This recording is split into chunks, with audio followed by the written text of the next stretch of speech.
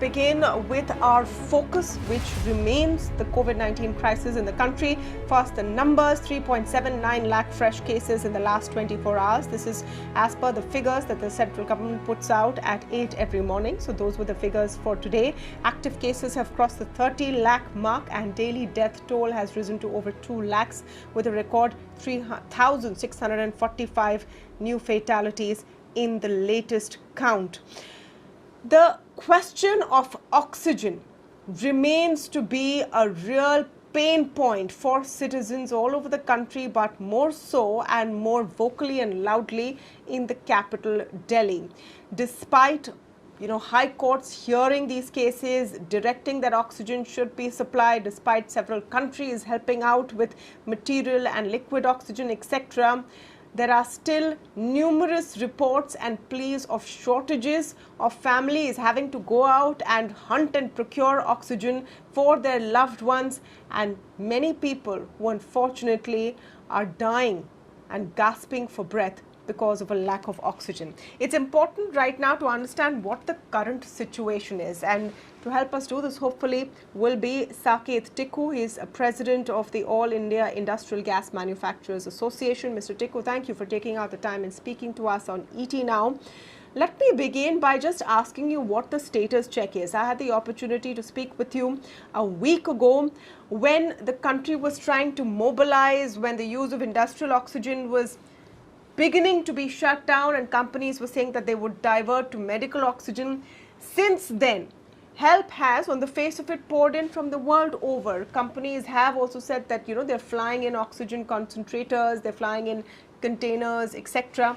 What is the current status? Why are we still seeing people, really pleading for oxygen? Well, thank you for having me on the show again. You see, I'm just trying to give you the bird's eye view. In other parts of the country, mostly in Maharashtra, things have been slightly brought under control. The oxygen management system in Maharashtra is top-notch.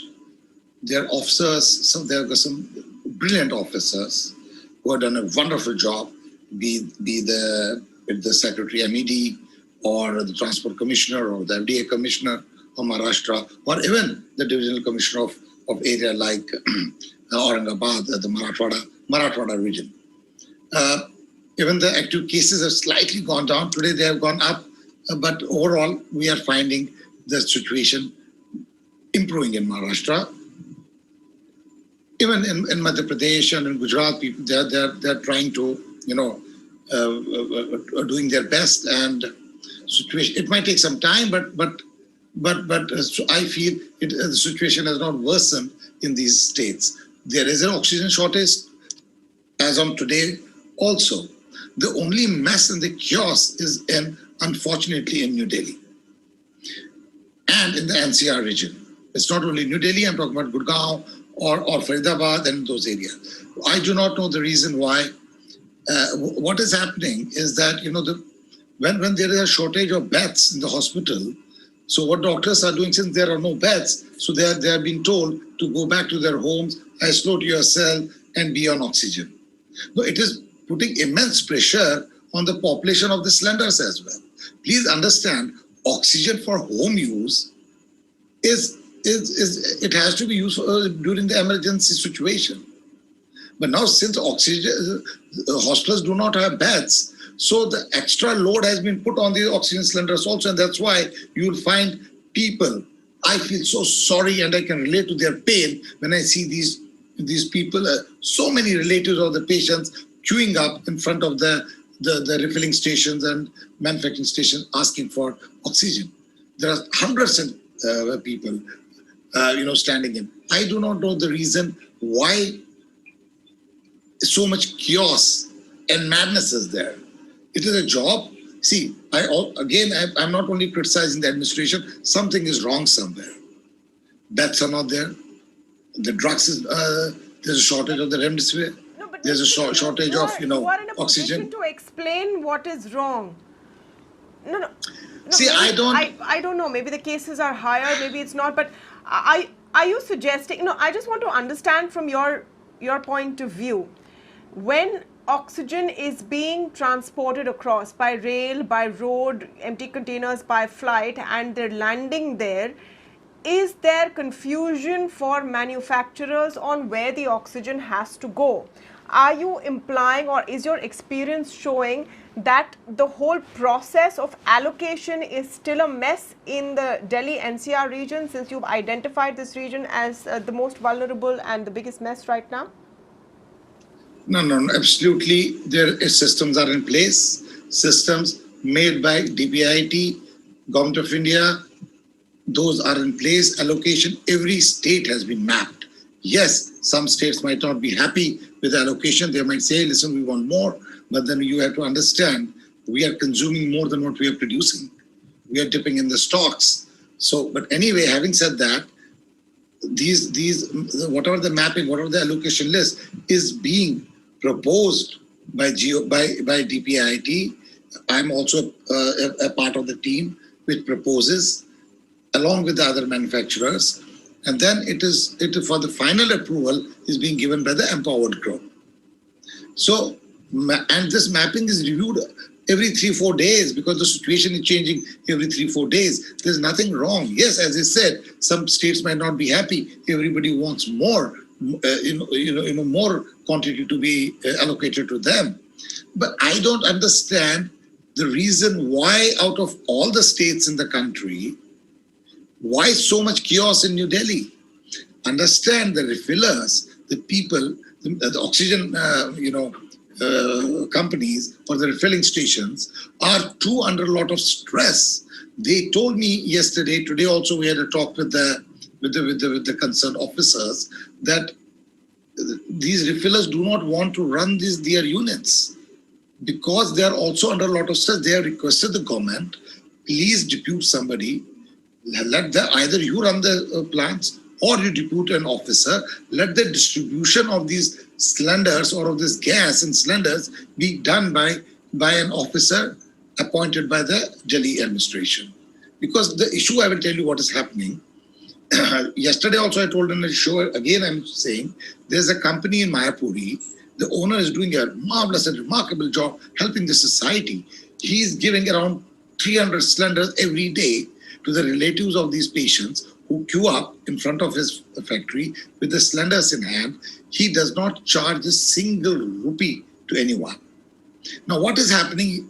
The situation with the refillers is when they are giving these refillers to the people who queue up, they do not know who are the genuine people.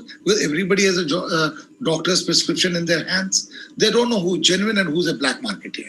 So what is happening when some of these guys who get this oxygen, even at a free in Mayapuri, without paying any money, this person, the one who black markets it, goes in the market. He does the black marketing. When he is caught, when he is asked, "Aapne kahan se liya?" he will give the name of the company, and then that person is in trouble. So we have requested the administration. There has to be some method by which, we let the Delhi government take it on themselves.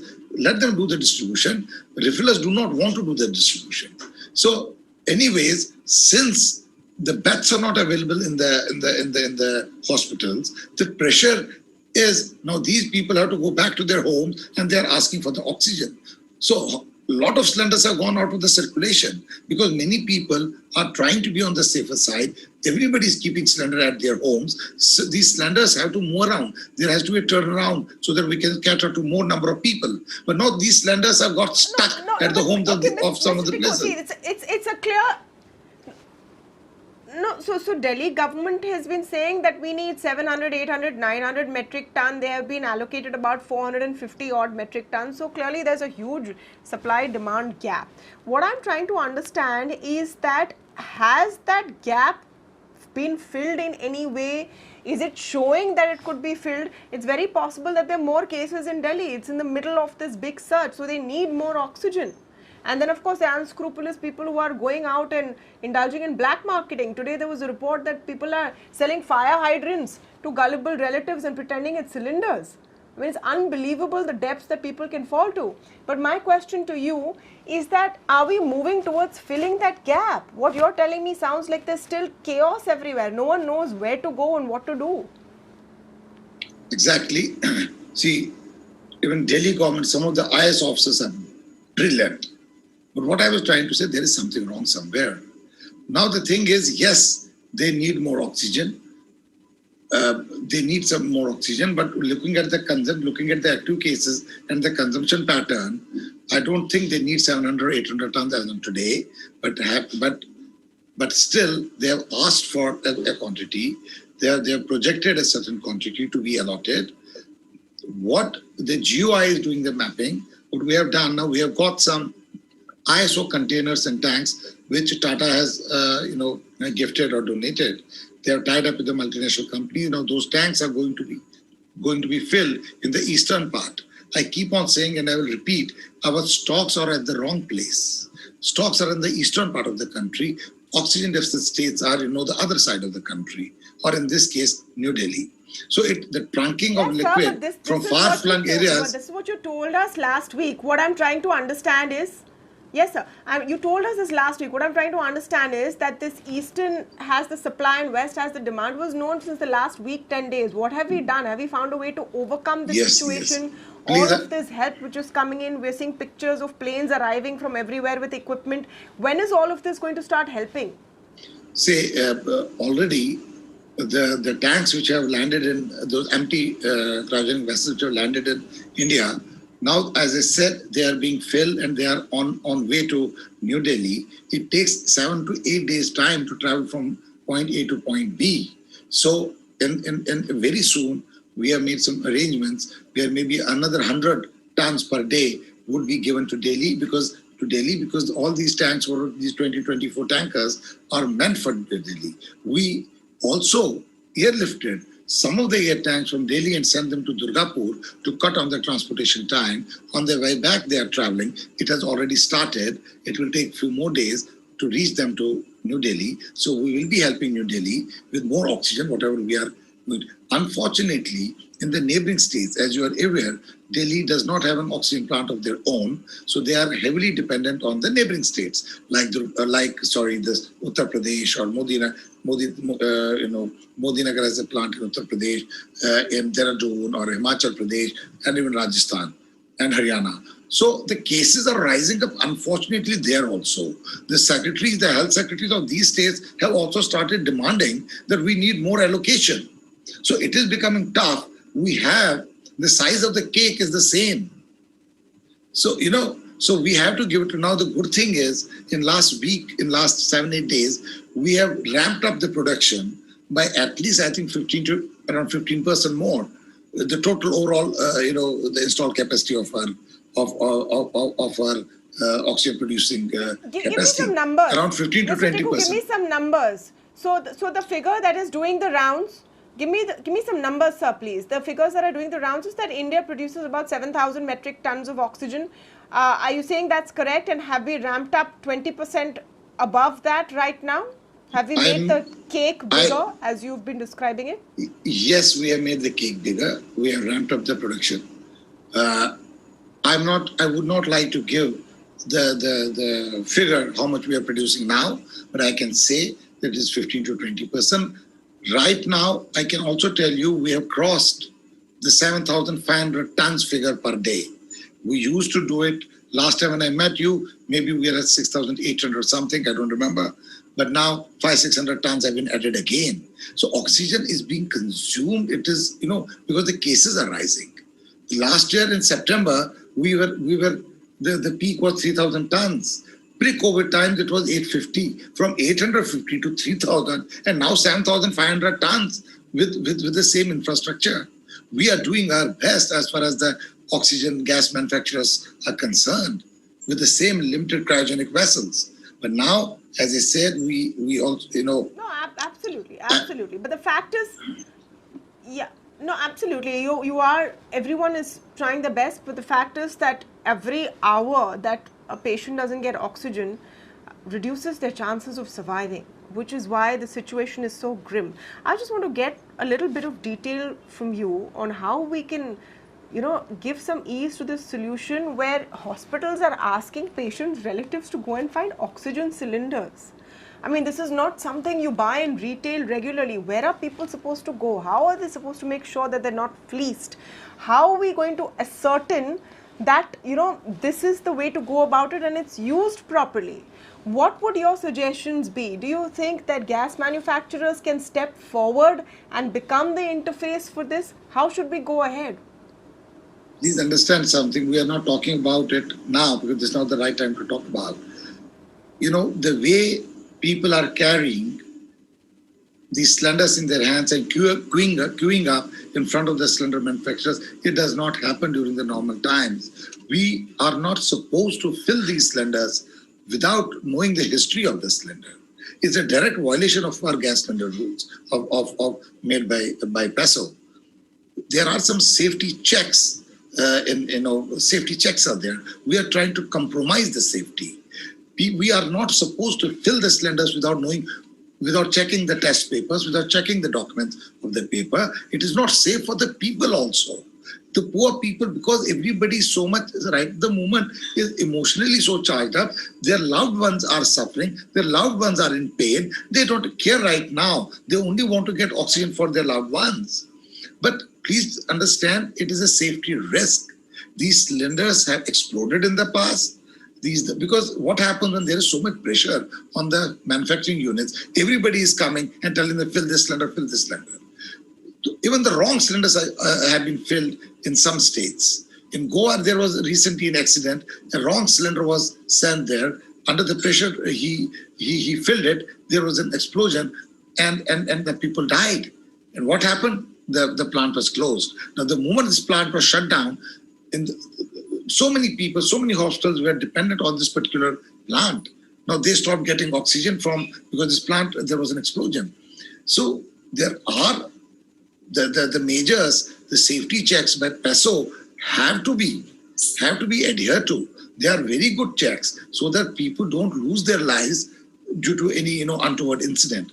But at the same time, as I said, this is not the right time where we will say, okay, we'll check all your cylinders, queue up, show me the papers. People are doing it right now because there is so much chaos. But this needs to be corrected. Unfortunately, accident can take place at any of these refilling places. Chaos cannot continue, chaos cannot continue just unabated for so many days. There has to be a system. Someone has to step in, and it is supposed to be the administration. But thank you so much, Saket Tiku, for joining us and giving us some clarity at least on what's happening with the oxygen supply in the country. Mr. Tiku is the president of the Industrial Gas Manufacturers Association and has that bird's eye view.